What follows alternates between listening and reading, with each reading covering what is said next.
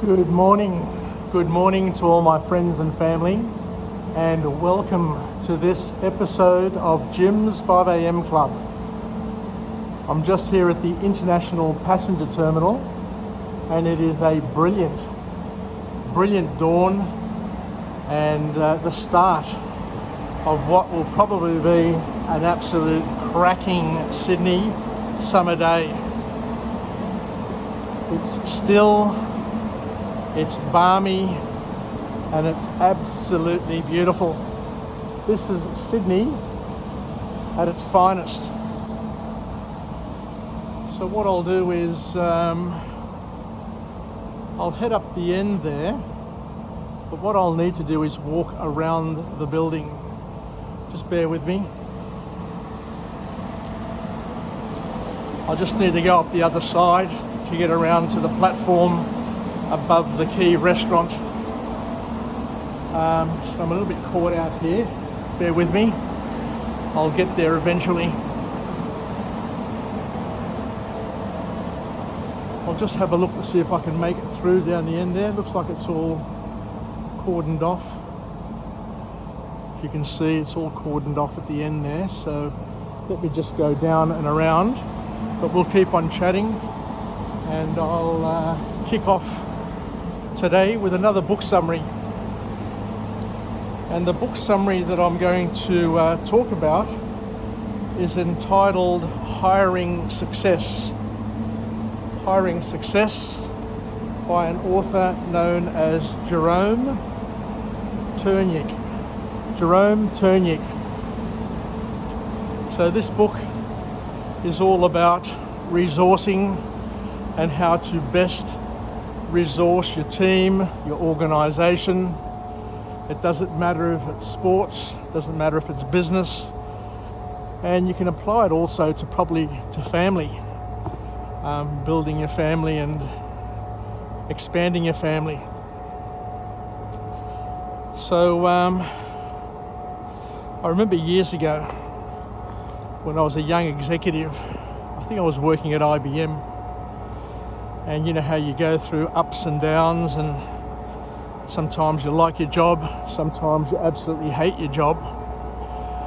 I remember reading once that the perfect job exists for each and every one of us, for each person. The perfect job is out there, and it's our job, of course, to find it. So this book here basically talks about the importance of putting the right person into the right job, and also giving a call to action for each person to ensure that they do the best that they can do to make sure that they're constantly looking for the right opportunity. I remember years ago, a good friend of mine and a very, very successful executive, Peter Kalyuropoulos, telling me, he says, the moment you get your name on your business card is the moment that you need to start actively looking for your next job. I'll repeat that because it's really, really profound. The moment you get your name on your business card is the moment that you should be looking for your new job. Morning. Anyway, so here we are. We're at the other end of the International Passenger Terminal. It's just before dawn, and as we said, it's going to be a cracker Sydney morning. So let me just go upstairs. So this is the famous Key restaurant, and there's a little platform just above the restaurant which gives a 360-degree elevated view of Sydney and all its glory. So let me go to the edge here and we'll kick off the book summary. So as we said, the book that we're doing today is entitled Hiring Success. So the author says here that that hiring success is not a human resources process that needs to be done fast and cheap. It's a competitive activity. It's an activity that adds to your competitive muscle.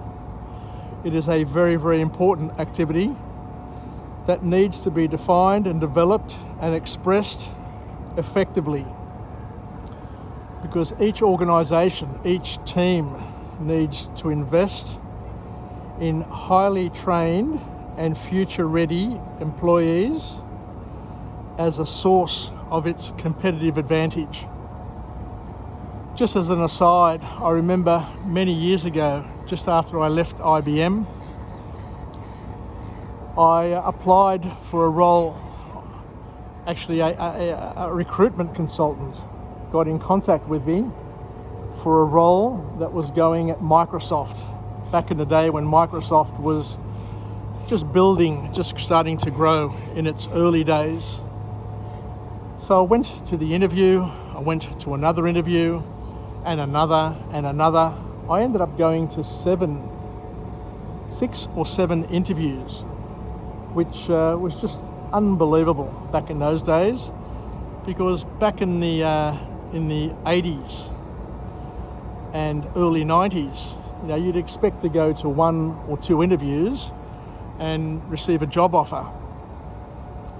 But I remember the last interview that I went to at Microsoft was with the managing director, the CEO, I think it was, of the organisation.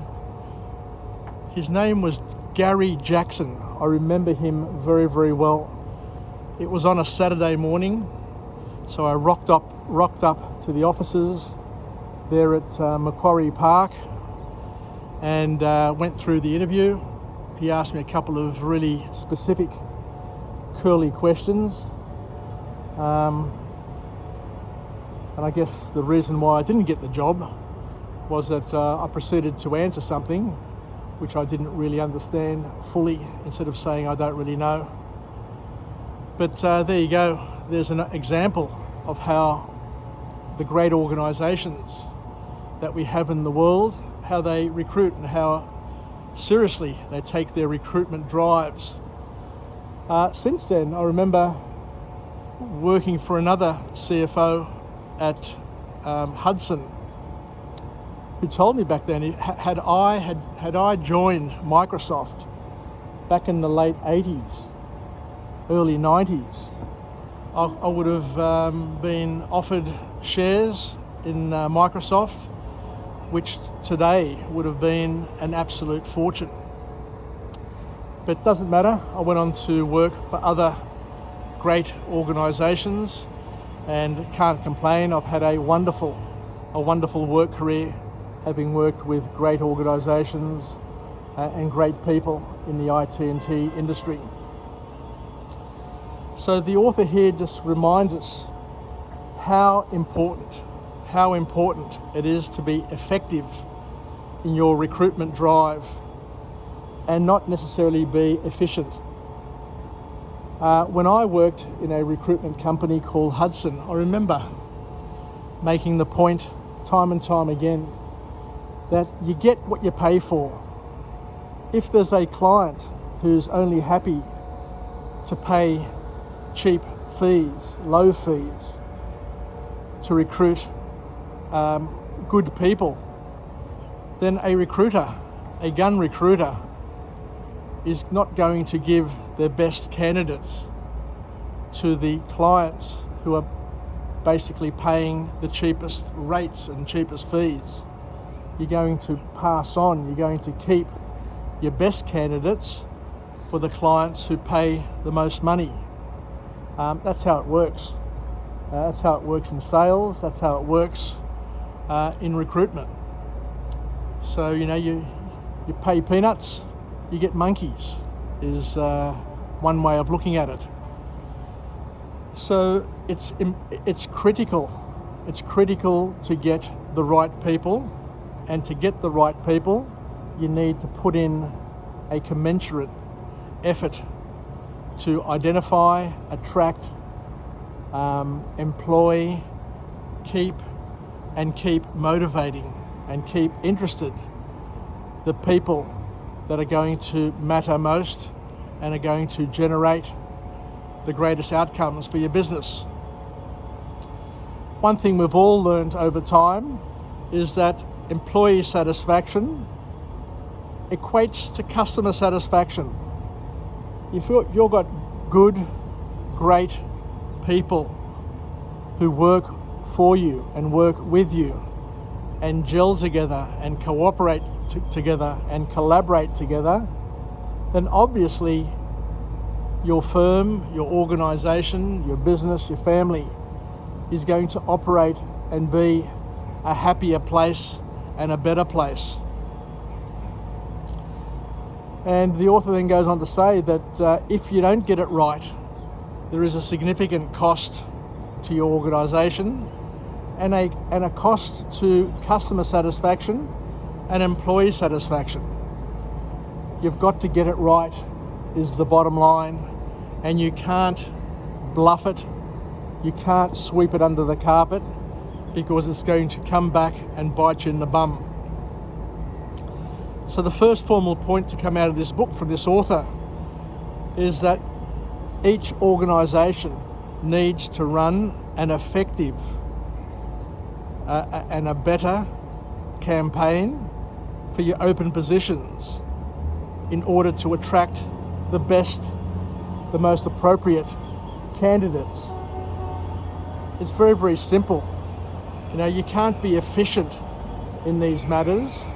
You need to be effective, because the person that comes into your team, the persons that come into your business are going to impact it in many ways. And what you want to do is you want to make sure that you make the most of that impact so that it translates to customer satisfaction, employee satisfaction, and it works. It works for you and it works for your organisation. So as we said before, it's all based on supply and demand. So you need to make it easier for employees or for prospective employees to know that you're looking for them and what you're looking for, the specific skills, which means that you need to target your message and target the offering to attract and retain the best person. And in order to do this, the author suggests that you need to be as loud and as bold as you can. You need to stand out, because not everybody is actively looking for a job at any particular point in time. So you need to get in front of the people who are actively looking, but you also need to stimulate and agitate and activate all of those people who are not even in the market. I remember time and time again when I was working in the IT&T industry, receiving calls from recruitment consultants asking me if I was interested in a particular job. And there were times where I wasn't interested. I was happy with what I was doing and where I was. And yet there were other times where, following a performance review or following some sort of amount of time within a role, that you do feel a little bit bored and you do need to consider a move. And that's the time when a call from a recruitment consultant or a job advertisement that comes across your desk is most welcome. So the author then goes on to say that a creative marketing campaign will most probably attract more leads. So once again, we need to be loud, we need to be bold, and a recruitment consultant really needs to be active. They need to be on the phone, they need to be going through the list of people that they've worked with in the past, that they know that they can continue to work with and to try and leverage it, because as we know, it's a very, very competitive process. And usually first in are best dressed. So the recruitment consultants who are really quick to get CVs and to get candidates in front of their clients are the ones who are going to get the repeat business and the ongoing opportunities. So we need to grab people's attention is the key message coming from this book. And guerrilla marketing techniques are the way of getting the best people in front of you, because it's a numbers game at the end of the day. We need to attract, in the first place, a large pool of interested applicants, and then filter that large pool on credentials and experience via a process known as pipelining. And these days, with social media, with the ability for people to stay connected and be connected, the referral method is also another wonderful way of keeping in touch and staying in touch, where you can offer bonuses for the right candidates. My daughter Artemis just recently started a new job with Adobe, and that came via a referral, where a dear friend of hers, a close friend of hers, saw the job pop up in her organisation, because she also works for Adobe, and tapped my daughter on the shoulder and told her that there's an opportunity, a great opportunity, kicking off where I work, and you're most welcome to apply for it, and I can be your referee. But the other benefit was that she also was going to benefit from that by getting a handsome bonus by referring on good people that she trusted to her organisation.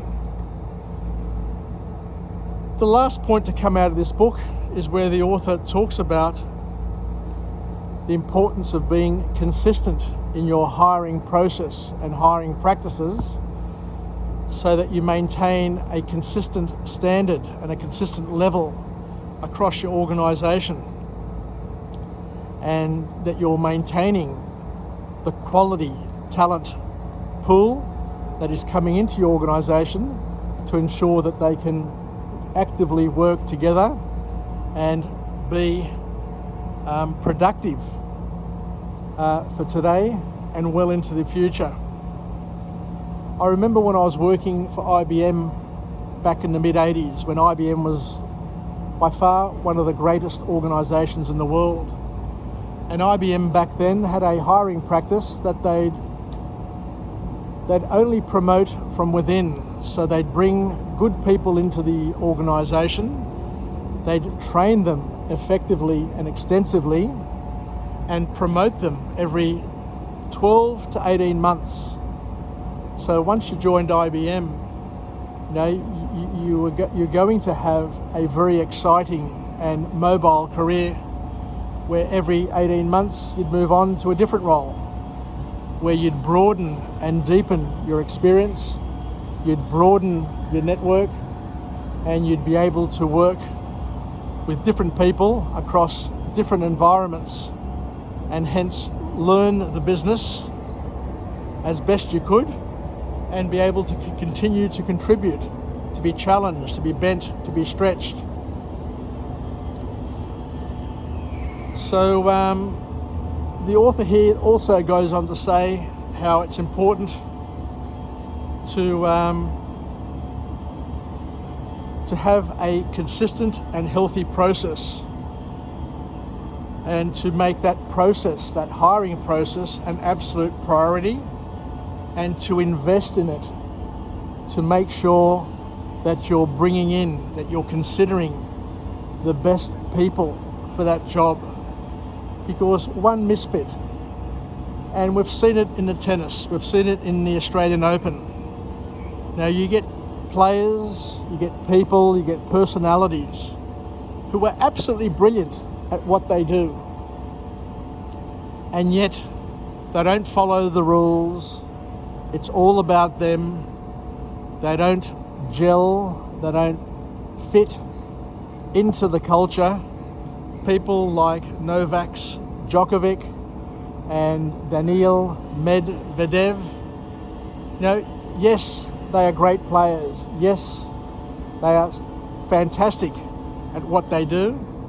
But at the end of the day, the clients, the peers, the fellow players, the sponsors are the final arbiters. And if you're identified, if you're singled out as being somebody who's a square peg in a round hole, then no matter how good you are at what you do, if you're not able to work with, around, and incorporate the talents of the organisation that you represent, then you're going to stand out and you're going to be, moved on and not considered for future opportunities. So it's all about gelling together, it's all about working together, it's all about being one with the team. And this is why players like Ash Barty are so wonderful, because she is a team player. She's a quiet achiever. She makes people feel good about themselves, and hence why she's a darling of the sport, as was Rafael Nadal, who ended up doing the impossible, winning his 21st major. Is somebody who just comes to get on with the tennis, doesn't question things, doesn't cause a fuss, doesn't stand out for the wrong reason, just comes to play, to obey, and to be part of the process, and to add value where there's no value there, and to be a player that everybody respects and everybody wants to play with and to admire. So some powerful lessons there for each and every one of us. So it's all about building a reliable employee base to contribute and to enhance the work culture, to make it scalable, and to make sure that the people you have joining your family, joining your team, are people who are going to continue to grow and develop, and to enable other people in the team to grow and develop as well. Not to be hogs, not to steal the limelight, the opportunities from everybody else, but to be humble contributors, to be quiet and effective contributors without being all about themselves. So thank you very much for joining me on this episode of Jim's 5am Club on this beautiful Sydney morning, this absolute cracker. It's going to be a stinker today, so keep up the water consumption, stay hydrated is all we can ask for, and I look forward to coming to you again from a different location with a different message of empowerment, where we go through and incorporate OPE, other people's experiences, in our daily schedules, in our daily lives, where we can live, learn and pass it on. Because what we've learnt time and time again is that learning is simply the art of adding the unknown to the known. And the more we learn, the more we know, the more we're capable of learning and knowing. So thank you very much for joining me.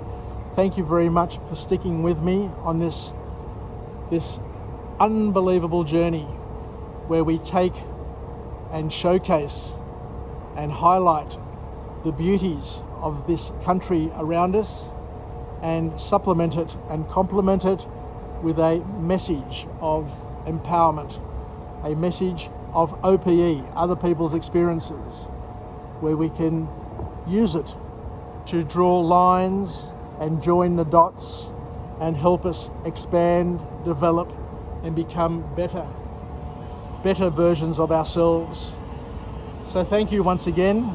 Yasas. Have a happy Tuesday to all my friends and family. And let's make the most of the opportunities that present themselves to us today. And wishing, of course, my daughter every success in her new role at Adobe, and wishing her fulfillment. The most important thing is to be fulfilled in the job that you do, and in order to be fulfilled, you need to contribute, to grow, develop, and to be part of a team. Yasas, bye for now, and until we chat again, happy Tuesday. Bye.